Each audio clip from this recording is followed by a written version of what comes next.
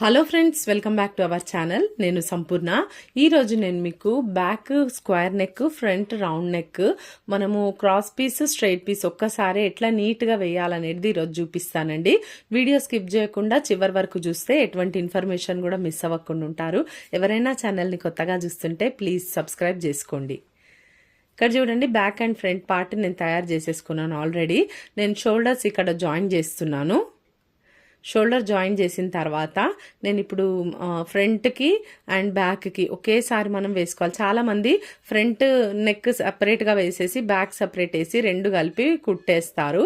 అట్లా కాకుండా మనం ఎట్లా వేసుకోవచ్చు అనేది చూపిస్తాను. చూడండి, ఇక్కడ ఇది square neck back side, front వచ్చేసి రౌండ్ నెక్. ఓకేనా? ఇప్పుడు చూపిస్తాను. నేను కట్ చేసి పెట్టుకున్న పీసెస్ బ్యాక్ సైడ్ కోసము ఇక్కడ కోరా పీసెస్ ఉంటాయి కదా, ఎడ్జ్వి, ఆ ఎడ్జ్ పీసెస్ నేను కట్ చేసి పెట్టుకున్నానండి. 1 ఇంచ్ లెంత్ తోని కట్ చేసుకున్నాను. బ్యాక్కి కొంచెం ఆ స్క్వేర్ వేసినప్పుడు కొంచెం వెడల్పు ఉంటేనే బాగుంటుంది. ఇవి వచ్చేసి క్రాస్ పీసులు ఫ్రంట్ నెక్ కోసం. ఇక్కడ చూడండి, ఈ పీసులు అయితే ఒక 3 పీసులు కట్ చేసుకున్నాను బ్యాక్ నెక్కి సరిపోయేటంత. ఇవి స్ట్రైట్ పీసులు అనమాట. ఈ ఎడ్జ్ ఉన్నది స్క్వేర్ నెక్ కోసం కట్ చేసినవి స్ట్రైట్ పీసెస్. వీటిని నేను జాయిన్ చేసి పెట్టుకుంటున్నాను. చూడండి, వీటిని మనం జాయిన్ చేసుకున్న తర్వాత క్రాస్ మనం జాయిన్ చేయొద్దు. క్రాస్ పీసులు డైరెక్ట్గా సపరేట్గానే పెట్టుకోవాలి. ఇక్కడ చూడండి, ఇది క్రాస్ పీస్. మనం ఇక్కడ కాజా పట్టి నుండి స్టార్ట్ చేస్తున్నాం. ఇప్పుడు చూడండి, కొంచెం ఒక 1/2 ఇంచ్ ముందుకు వదిలేసి ఇట్లా వెనుకకు దిప్పేసి ఇక్కడ నుండి అయితే స్టార్ట్ చేస్తున్నాను. 1/2 ఇంచ్ డిస్టెన్స్ మనం వదులుకుంటాం కదా నెక్ కుట్టడానికి. అక్కడ నుండి మనం కరెక్ట్గా 1/2 ఇంచ్ పెట్టి రౌండ్గా కుట్టుకుంటూ రావాలండి. నెక్ పీస్ కానీ బ్లౌజ్ కానీ లాగొద్దు, మనం నార్మల్గా పెట్టుకుంటూ రావాలి. చూడండి, ఇక్కడ మీరు జాగ్రత్తగా గమనించండి. ఇక్కడ చూడండి, ఫ్రంట్ ఇది షోల్డర్ వచ్చేసింది. ఇక్కడ ఫ్రంట్ పార్ట్ ఎండ్ అవుతుంది ఇక్కడికి. ఇక్కడ వరకు నేను ఇప్పుడు క్రాస్ పీస్ అనేది కొంచెం పెద్దగా ఉంది కదా, కరెక్ట్గా ఆ షోల్డర్ కంటే కొంచెం ఎక్స్ట్రా అనమాట, ఒక 1/2 ఇంచ్ ఎక్స్ట్రా కట్ చేసుకొని అట్లా పెట్టేసుకున్నాను. ఇప్పుడు చూడండి, నేను స్ట్రైట్ పీస్ ఎట్లా జాయిన్ చేస్తాను దీనికి. ఇది వచ్చేసి స్ట్రైట్ పీస్, స్క్వేర్ నెక్ కోసం మనం తీసుకున్న స్ట్రైట్ పీస్.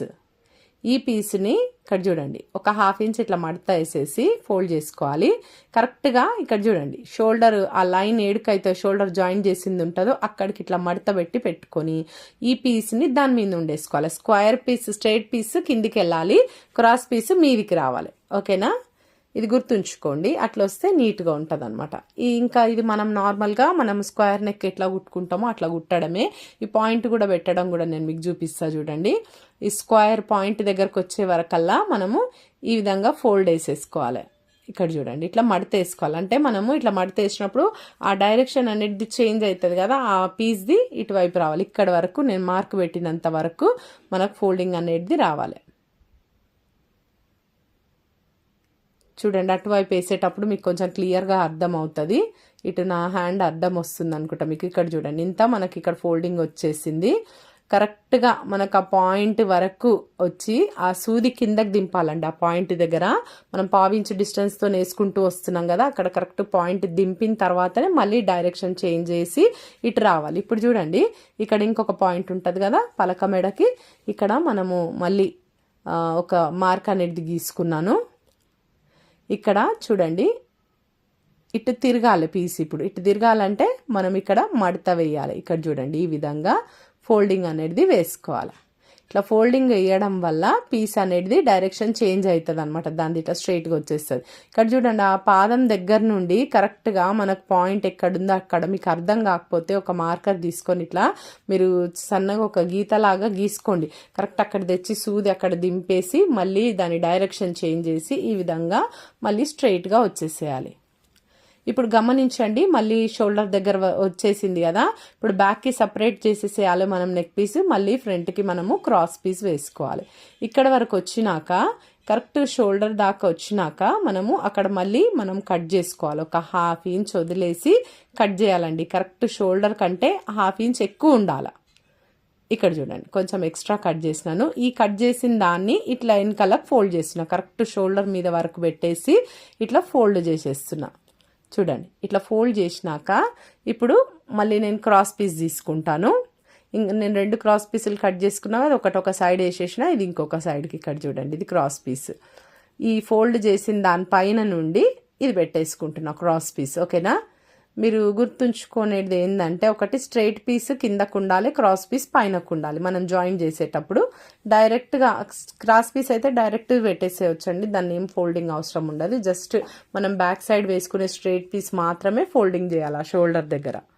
ఇట్లా నెక్ మొత్తము 1/2 ఇంచ్ డిస్టెన్స్తో కుట్టుకుంటూ వచ్చేసేయాలి.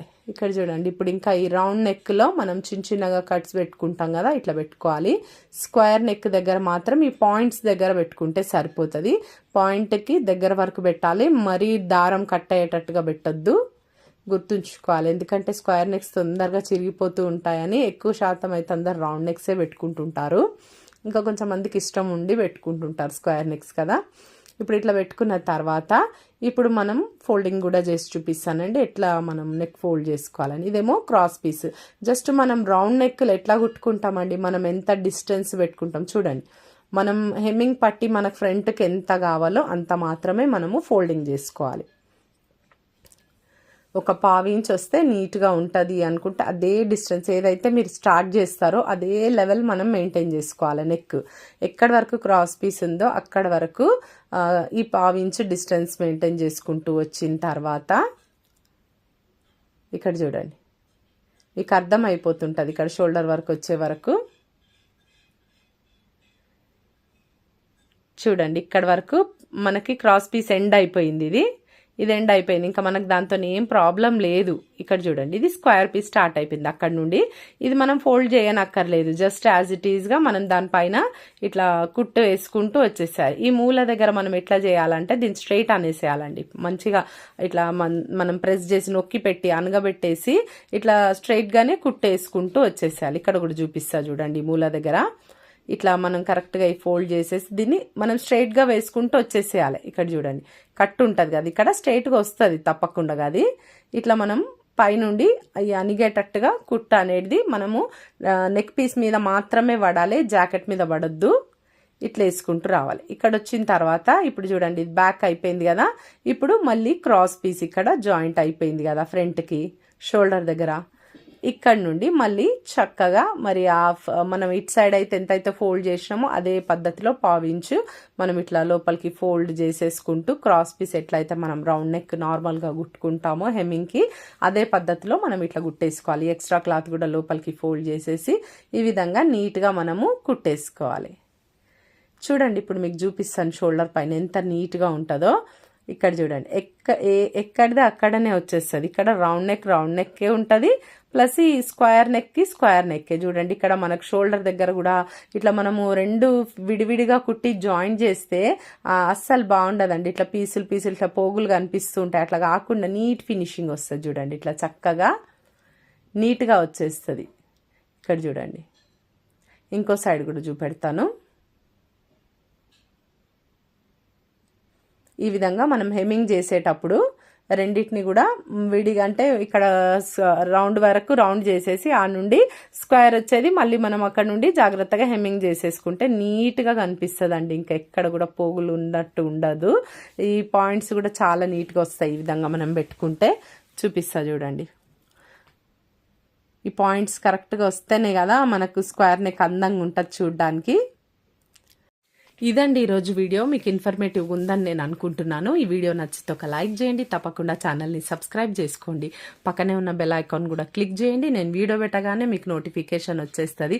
ఈ వీడియో ఎలా ఉందో తప్పకుండా కమెంట్ చేయండి. Thank you.